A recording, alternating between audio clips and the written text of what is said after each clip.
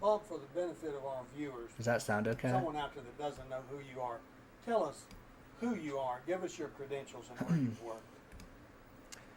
Well, I'm a physicist and a scientist. I've worked at various government institutions, one of them being Los Alamos National Labs in Los Alamos, New Mexico.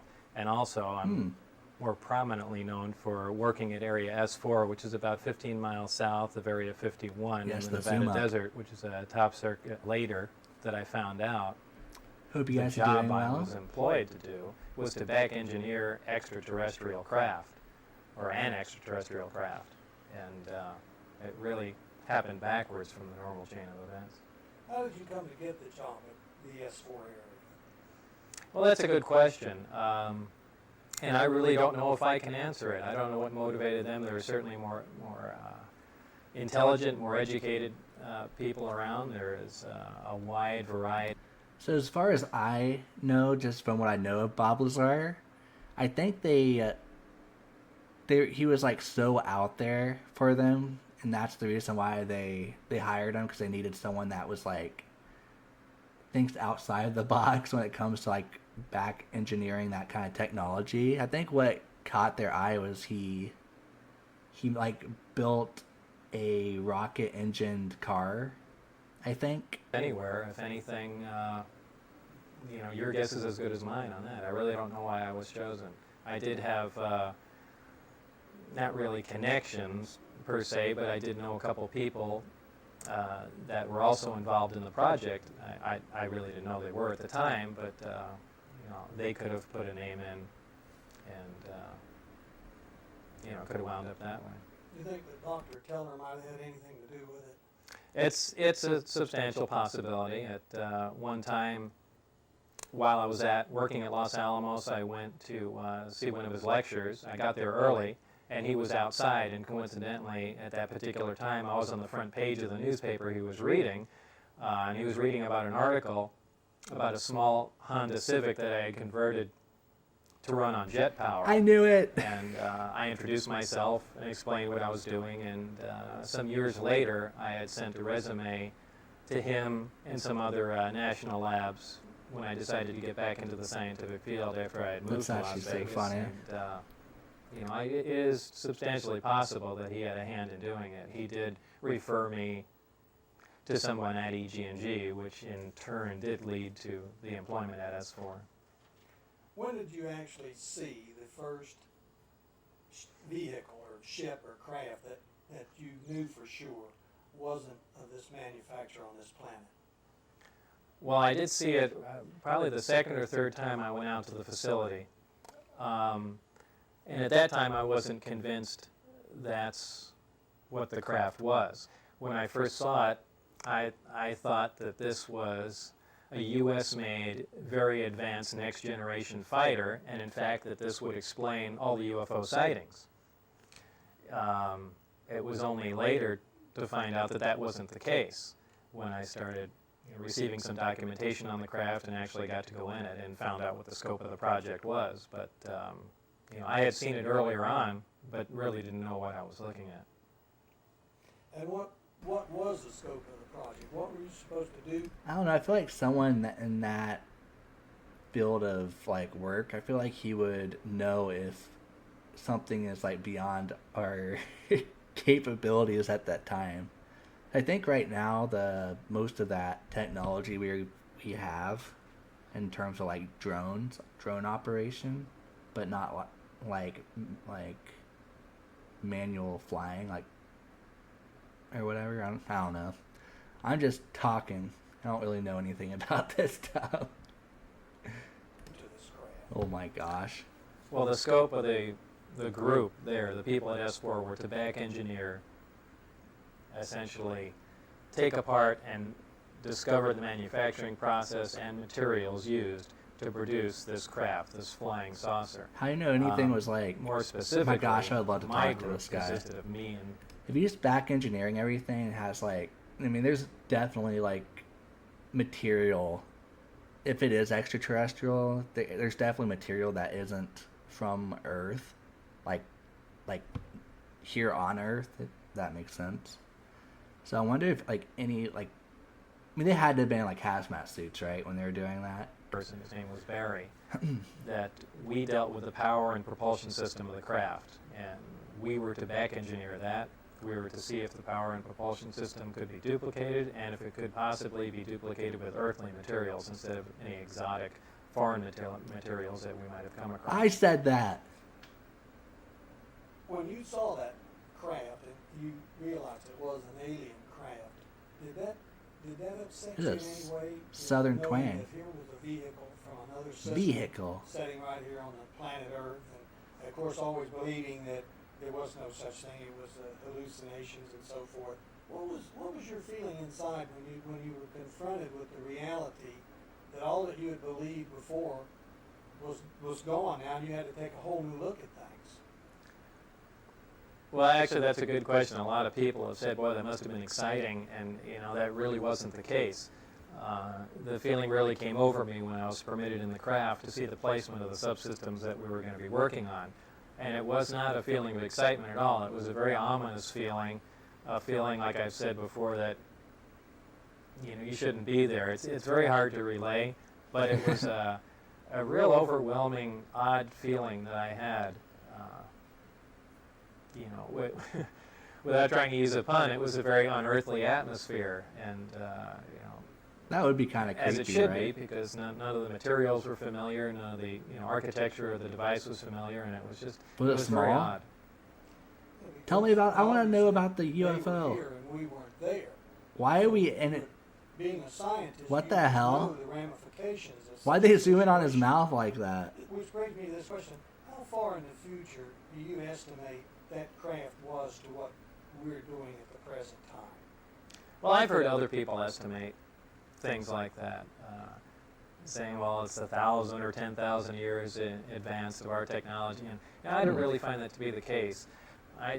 All I really find to be the case is probably know how it works, but we really just observe it. We don't understand it, and we certainly don't have a machine that can create a gravitational wave. And because they've The heck is developed that? this, they have a unique propulsion system, and that has a lot of offshoot possibilities and other uses. Also, the power source is fairly unique. We know of its existence. There is a total annihilation reaction we know of. The 3 atomic reactions we know of are fission, as you see in an atomic bomb, fusion, as you see in a hydrogen bomb, and we're currently trying to make a fusion reactor to provide power cleanly. And we also know there's a total annihilation reaction, which is a extremely, virtually 100% efficient reaction that we're really haven't even begun to do any research with. But here are these systems. I don't believe there's any real direct interaction. There may be, but I don't see any evidence of it. Why doesn't the government just come clean on all this? Because there's so much speculation on it. There's so much disinformation out there. Why don't they just come forward and say, this is what's going on. They don't pose any threat, and it's just something you're just going to have to live up to, people. Well, it's difficult to do that. First of all, if they're going to come completely clean, they're going to have to admit that as far back as 50 years ago, they knew this was going on. And in the meantime, they've been spreading disinformation and lies about events that that have occurred. So they're not going to go and say, we've been lying to you for 50 years. So to start with, there's a problem there. Even if they started today and said, well, we found out a couple things, and here's what we found out. Because these systems are advanced and they pose a real unique function, they present a substantial weapon potential. And because of that, all the information is certainly not going to be released. However, I've always wondered why at least the existence of the craft, at least a statement to the effect of, we have found some material, we have some information, a lot of it pertains to national security. However, we can verify the existence of life elsewhere other than Earth, and technology that we have, and perhaps release a little bit of information here, but they're not even doing that. And on that note, there might be several reasons that we haven't thought of. Who knows what beliefs that it might interfere with? It's a scary thought. We've pretty much put ourselves in the center of the entire universe, that we're the most superior race, and it might upset people to find out that we're really not that significant. I wish there was add a better overlay for this. I nicknamed this one the sport model because it was a very sleek-looking 50s style flying saucer looking thing, and the name pretty much stuck, and people were using that name. I really don't know much about the other crafts other than the fact that whether it was accidentally or just a coincidence that I happened to see them one time.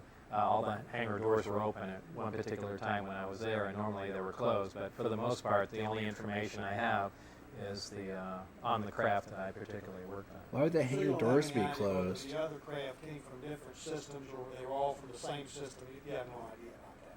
Well, I do know for a fact that the power and propulsion system in all the crafts were the same.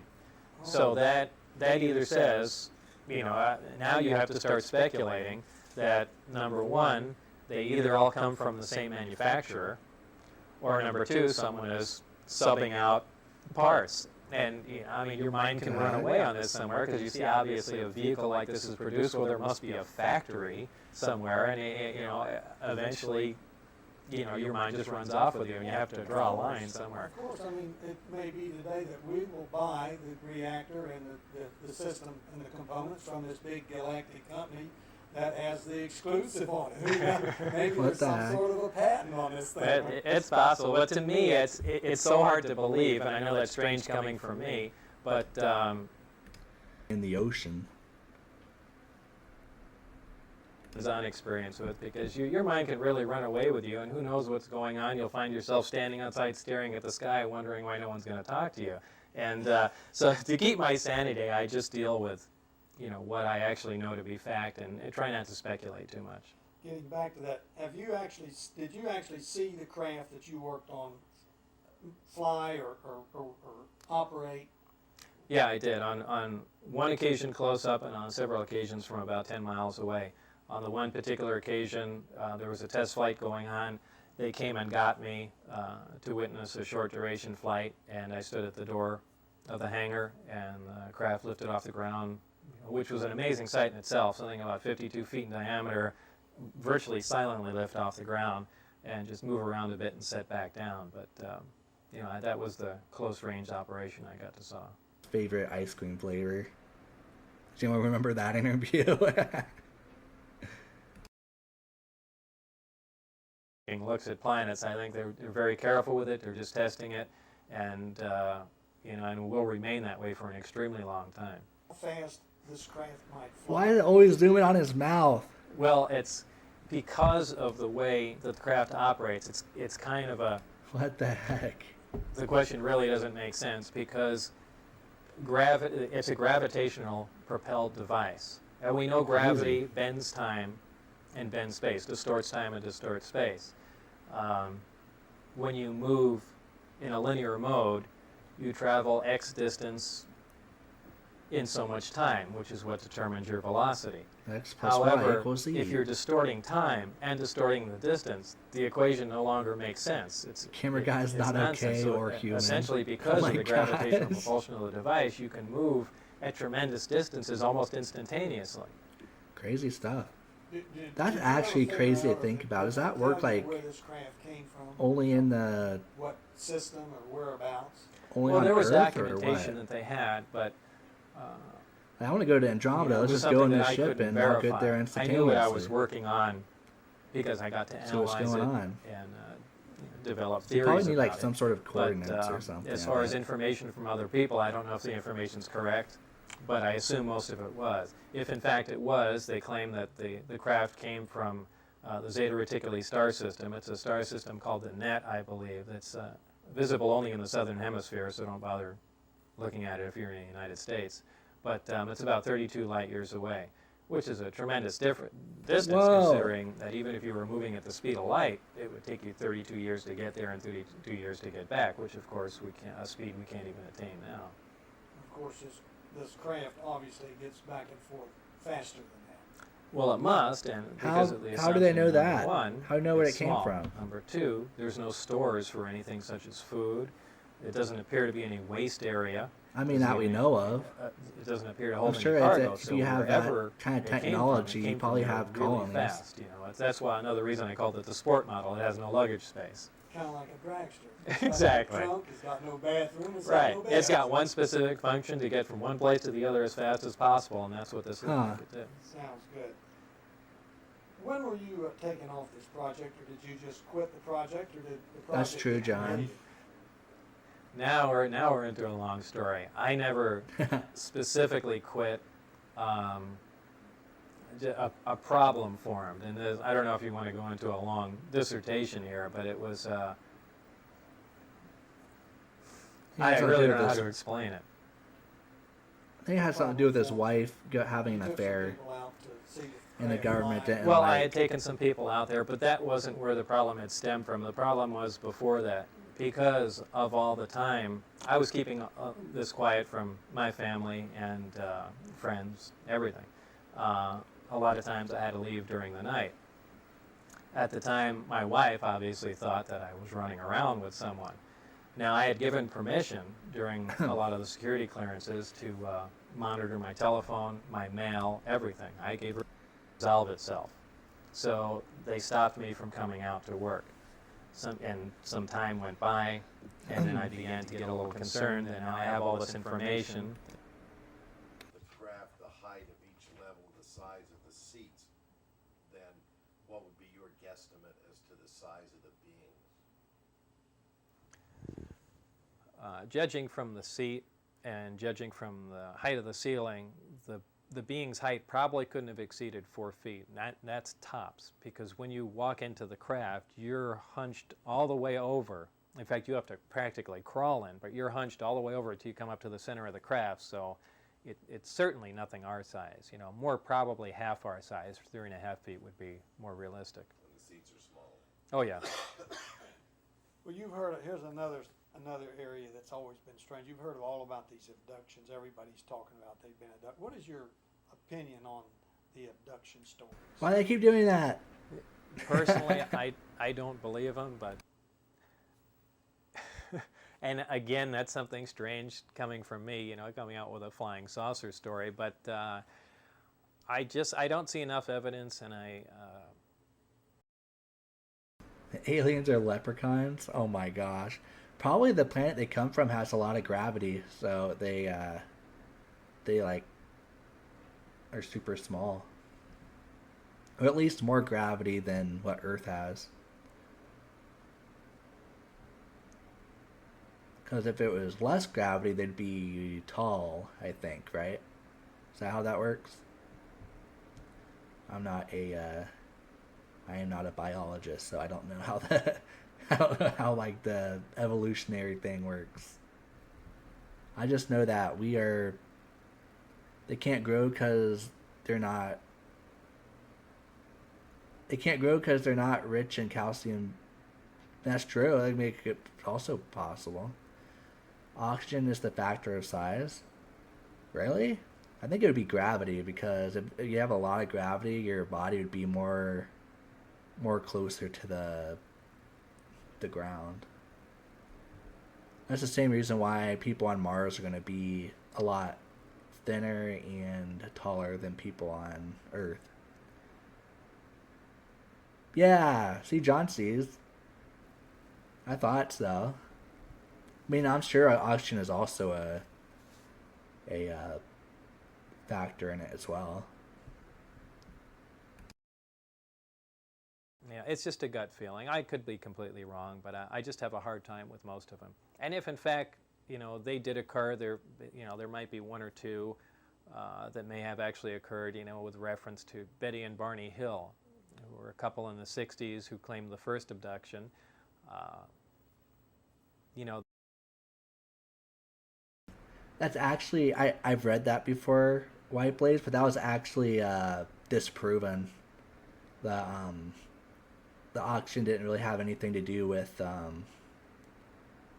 how like the size of the dinosaurs.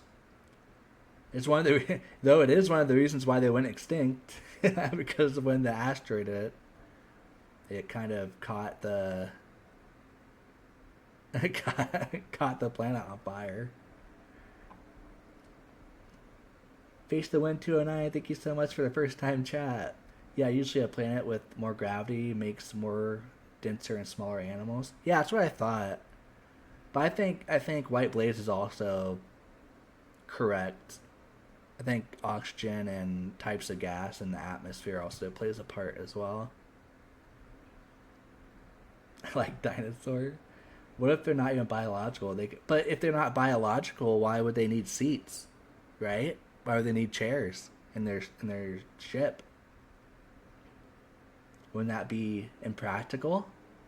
Unless they wanted us to have it, then maybe. They could be androids or something along those lines. If they were androids, wouldn't they just like plug into the ship and be like one with the ship? They wouldn't need chairs. They wouldn't need chairs, Absol. They wouldn't need chairs. But my theory is, I mean, according to Bob Lazar, they came from a star cluster that's only visible from the southern hemisphere. They are. Wouldn't that be crazy? They are the chairs. Oh my gosh. The chairs could be their charging stations. Well, he would have said that. He would have said there's like some sort of weirdness on the chairs that emits an electrical output or something. If they were robots, they could have ships that were shaped to their builds, Warframe style. I mean, that's true. You can't imagine if you just like have the technology in you if you're a robot and you just teleport wherever you wanted to go. Instead of, I think they're not, according to what he's saying, they can't be androids because they don't need to worry about how like time and whatever. They don't need to worry about travel distance because the ship they have just like is there instantaneously. It's crazy. Madness and stupidity is what it is. Oh my gosh. There is some interesting, evidence there, but I don't know for sure. And my gut feeling is that I just don't buy it. Okay. And as you said earlier, they may be just looking at us like. To an extent, yeah. Another thing to mention about the dinosaurs, when the whole planet did catch on fire, it practically made like a oh my gosh, I can't even pronounce that. Asphyxiating zone? What is that? Like an ash field? All I know is that like aviational animals survived and a lot of the water, like not maritime, but like ocean dwelling animals survived as well.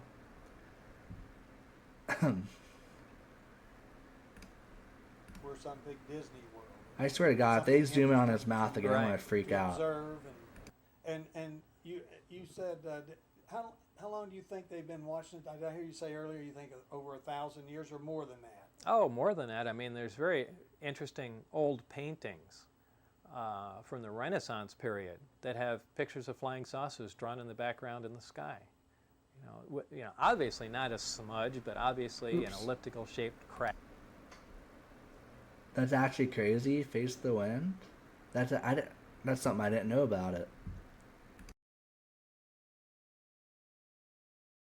Craft and with a glow around it. I mean, some of these are fascinating. So whether or not that proves anything, I mean, there's certainly mention of them in some older texts too. So from the evidence that I've seen, it appears that they've been coming here for thousands of years. You've never. That's crazy. It's crazy to think about. Think of it like being in a burning building. It is in an area since the fire is feeding off the. Yeah, that's true.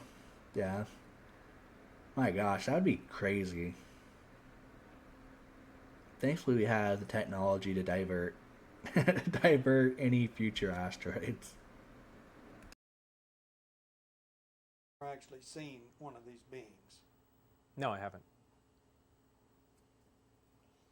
Do you know have you ever heard of any underground facilities where they might be?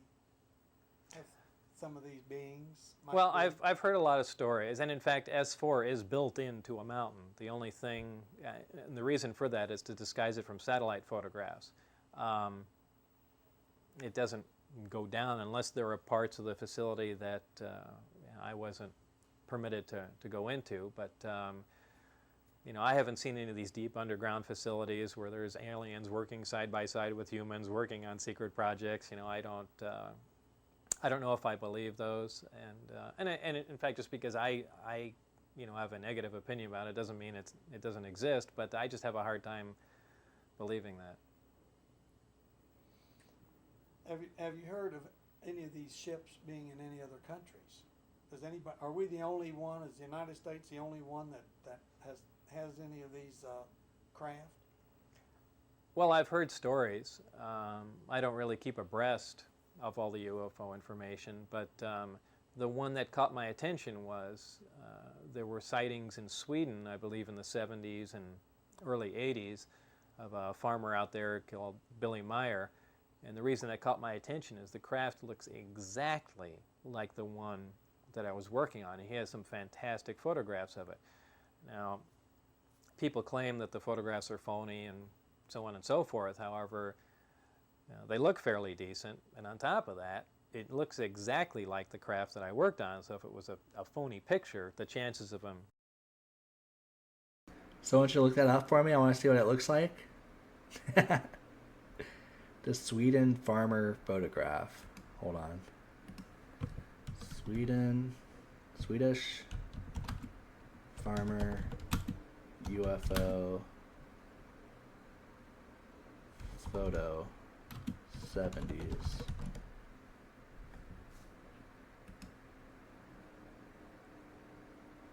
Billy Meyer.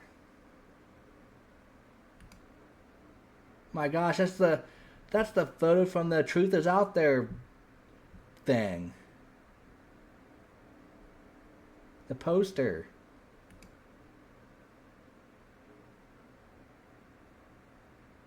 Well, I'll be damned. It does kind of look phony, doesn't it? But weird. I wonder if it was if it was the same craft that we have and it was just being test piloted. It's Mulder's favorite poster. Yeah, Fox Mulder. building a model that looked exactly like the actual crafter remote. It really was. Did anyone hear any more about the remake that's happening? Or is it still... I don't know. I haven't heard... I've heard that they were making it in like 2 years ago, and then I didn't hear anything else about it. So it is possible that craft was there, or we may have... Save XXDX, thank you so much for the follow. Welcome in. Hope you're having a good day today. Well, had a good day today, and hope you're having a better night. Remake happened in 2015 last... Yeah, that was the... I wasn't talking about those remakes. I was talking about, like, they're redoing the whole show with younger actors. Alright, back to the interview. We've been testing it ourselves and taken it that far, though I doubt that, but that has caught my attention. Has the government given you any problem about coming out and discussing this? Initially, there was a big problem with that, and there were threats and so on and so forth, but over time, once it started airing on TV, in fact, for the first day, they broke into the news here in Las Vegas and aired it. It was pretty much a hands-off approach after that. Bob, obviously this was all top secret information when you were working on this project, and then the news started to break the information to the general public. Did you have any problem with the government when this happened? Well, initially, before it hit the news, there was a big problem. There were lots of threats and things of that sort. They even hassled a lot of my friends. I had a friend working at another facility on the test site, working with stealth fighters, and they pulled him out of work and interrogated him. And they pretty much covered all bases. But after it went on the news, they broke into the news one night in Las Vegas that it was a hands-off approach after that, because really doing anything would really verify what I said was true. And it's pretty much been that way ever since. And have they done anything like insert disinformation in to discredit you in any way? Oh, so boy. people say, well, this is just Bob Lazar. He's the kook out there in Las Vegas. Oh, absolutely. I mean, the disinformation is so fantastic. It's absolutely entertaining to the point now. I mean, I've heard stories that I was a murderer, that I was selling women in South America.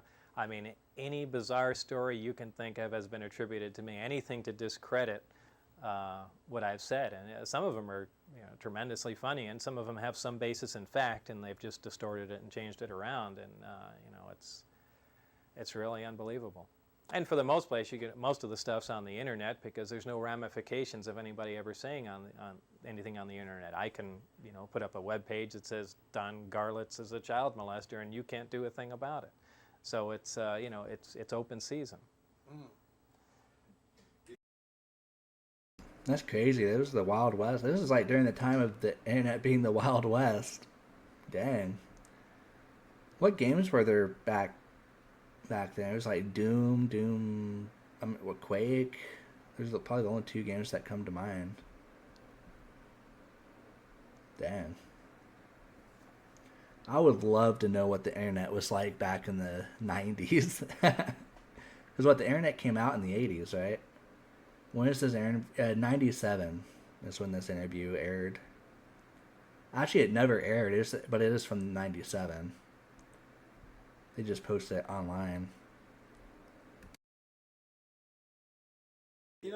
Drag racing is real expensive, especially top fuel racing. It's up to $10,000 a run now, whether you do that or not. No, I didn't. But what kind of budget do you think the military would have on a project like this? Well, the budget would probably be... I want to take a guess. Just from all my podcast listening in the car. I think... Oh my gosh, I can't say this on stream because it's so messed up and unproven. I'm going to say $200 billion. Just because a certain George Bush advisor said that a few days before a very significant event. Okay, that's all I'm going to say.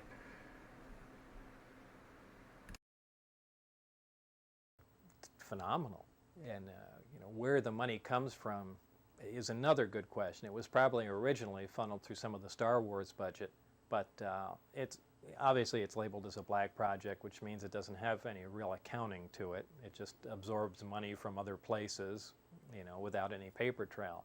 But I imagine the budget is fairly substantial. Where did they find the craft? Do you know where this craft came from? Did they ever reveal to you where they found the craft? No, I don't know if it was found, given, or dug up in a hole somewhere. The only information that I had was just the little blurb that they gave us that the craft had originated in the Zeta 2 Reticuli star system, and that's all I know. But it wasn't damaged in a way, so it obviously wasn't crashed. I have a theory on this, but this is from another guy that allegedly worked with Bob Lazar, but he was on the project longer. His view is, or what he heard was that they just found it in the desert. They just found it. It was like landed in the middle of the desert and no one was inside of it. How crazy is that? Apparently they found it I don't know the dates, but it was before Roswell. But yeah, I forget the guy's name. He was on the Joe Rogan podcast with that fighter pilot dude that when the one video was released of him chasing the UFO. It's that guy. He was on the show with him. All right. Crashed. No, I don't believe that it crashed. It was in perfect operating condition. Did the people who you work for feel like that we have the capabilities of catching up with this technology? Oh, absolutely. And that was part of the intent, was to, move our technology up to the stage and duplicate it. And that's what the big push was not just to duplicate it, but to duplicate it with materials that we had and were familiar with. And, I only knew what happened up to 1989. It's coming up on 10 years now.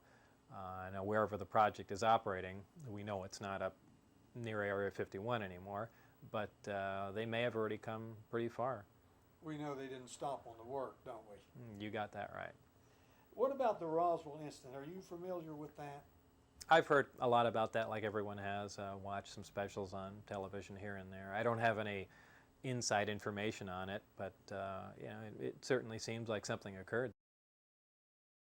Why the video freeze? What the heck? Hold on.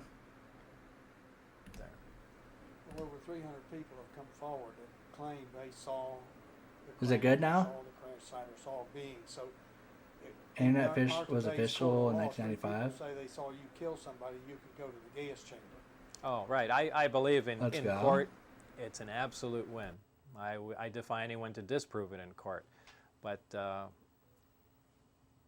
we don't have that opportunity. Let's talk, ask you about, can he describe exactly how this anti-gravity, this gravity machine, he called it the size of a basketball, functions or works? Let's get into the engineering. Bob, for the sake of our viewers out there that are technologically inclined, can you give us a kind of a brief overview of how that little small basketball reactor, how it could generate power and cause a gravitational field to form?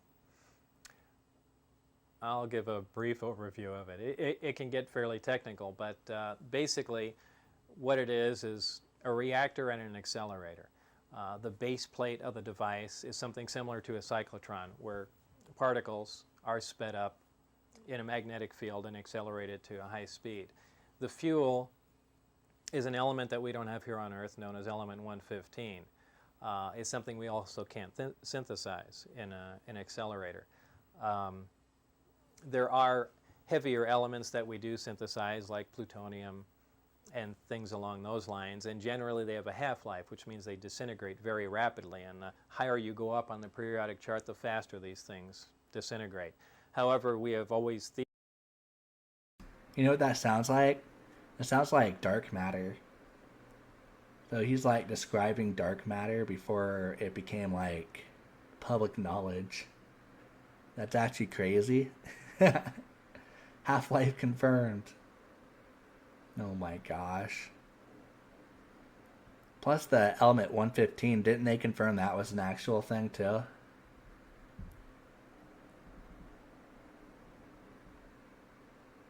Wasn't element 1? That's what I thought, yeah. But it's not on planet Earth. I think they said there is some of it on the moon.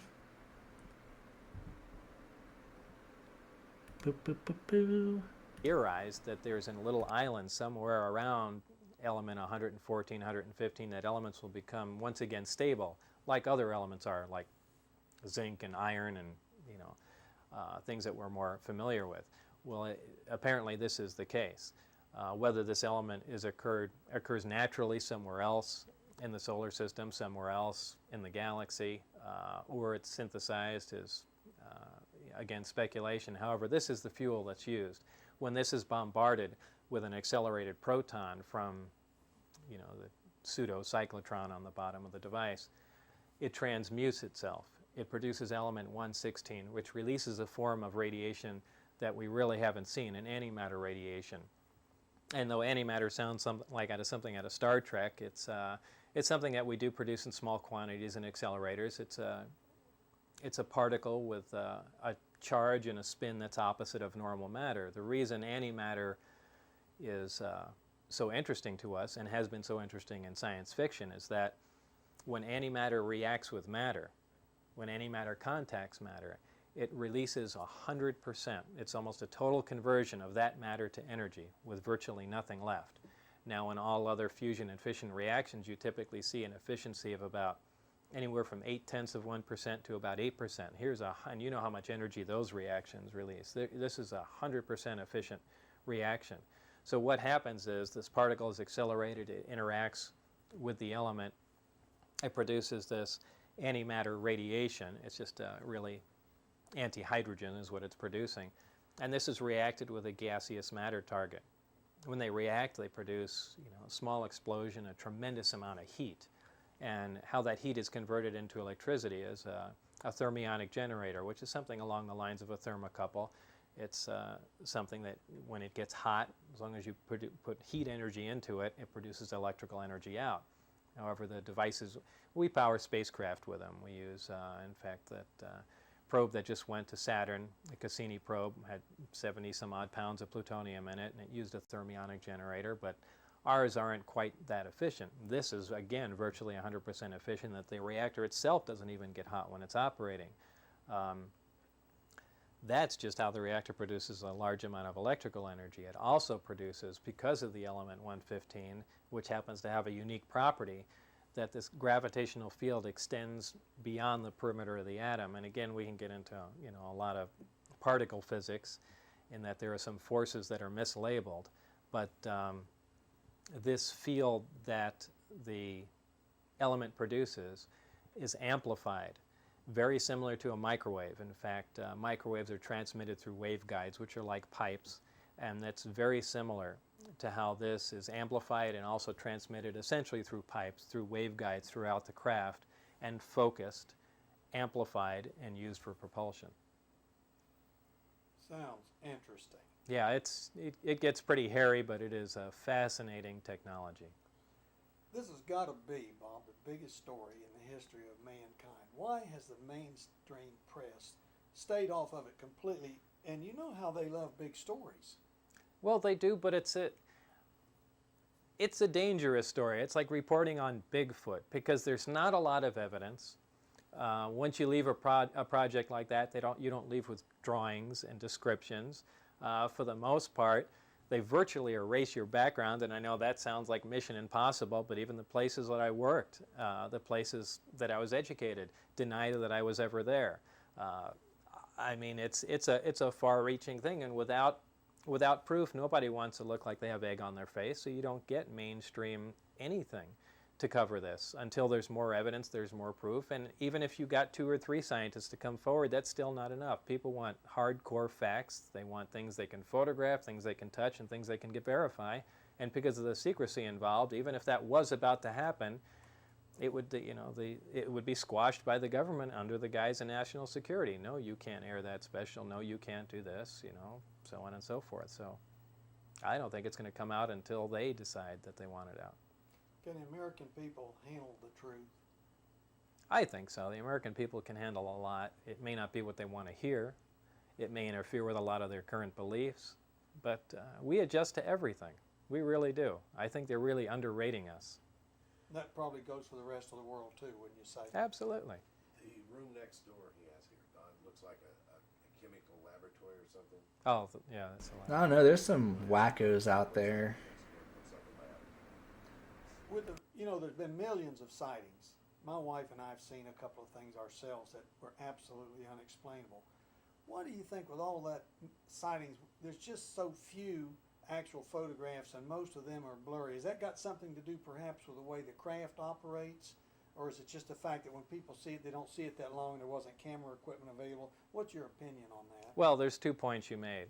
First of all is having any equipment available. Usually a sighting is exactly what you say, a sighting. It's an event that happens, it's over. How many photographs do you have of car accidents? How many photographs have you seen of car accidents? Other than at the drag strip, because we know something's going to happen, but just out on the road, you never have one. No, that's true. It's because the event happens and it's over. Now, the only reason you know about it or the news crew gets there because it stays there after it happened, but the actual accident, there are no photographs of because it's a fleeting event. And any fleeting event, that's something that you don't see. And a lot of people harp on that saying, well, there's no photographs. Right, of well, the now flying. everyone Well, it has a happened for 2 camera seconds. in their What do you want pocket. from us? Even if you got a camcorder in your hand, who says you're going to be, looking at the thing? On top of that, because these crafts operate using a gravitational engine, The gravity itself distorts light and space and time. And all that stuff sounds, again, like science fiction and something that's difficult to believe. But we know that gravity bends light, bends space, and bends time. And because of that factor, there are, for instance, on the craft that I worked under, I was told that from certain vantage points underneath the craft, you can't see the craft, you can only see the sky above it because the light is bent around the craft. So there certainly could be situations where you could see something and someone 20 or 30 feet away from you could be looking at a clear blue sky and not see it. It's just the way things happen. Oh my gosh, evil. Will broadcasting interview get you or I in any trouble? What was that? I missed it. Will broadcasting this interview get you or I in any trouble? I don't think so. It's been about, like I said, almost 10 years, and this has been on the news and gone over a bunch of times, and I think it's pretty much staying where it is. I don't see any problems. So nobody's going to be calling up ESPN saying, don't run that piece. Well, if they do, it wouldn't really surprise me. Okay, Don, ask him about his room next door. Bob, what's in the room next door here? Oh, that's my lab in here. I do a lot of independent research or consultation, anything science-related, physics-related, along with computer modeling, anything along those lines. You told me you were just you were designing or did the computer work on a rocket car that's going to go 900 miles an hour. Well, I have a friend. His name is ᴜᴰᴏ, and him and a rocket engineer, Ken Mason, built this car. And I believe this winter they're going to start running it. It's called Sonic Wind, and it's slated to go over 900 miles on ice. I believe the ice speed record's only in 200 some odd miles an hour.